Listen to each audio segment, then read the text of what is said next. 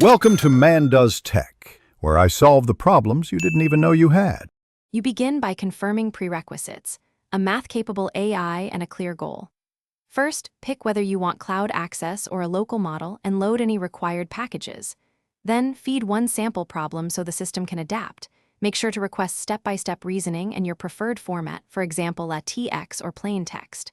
Once done, establish constraints, time limits, solution depth, and verification checks, so the AI produces usable, accurate math output for the next phase. You now move into execution. Craft prompts that state assumptions, variable names, and the level of rigor you want. For complex tasks, break the problem into numbered subproblems or lemmas and instruct the AI to solve each in order. This reduces mistakes. Make the model show intermediate checks, quick numeric evaluations, or sanity checks, so you can catch errors early.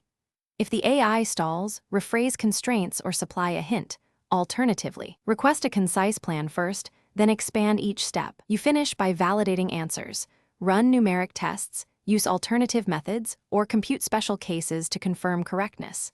Then, ask the AI to produce a clean, final version with annotations and a one-line summary of the result.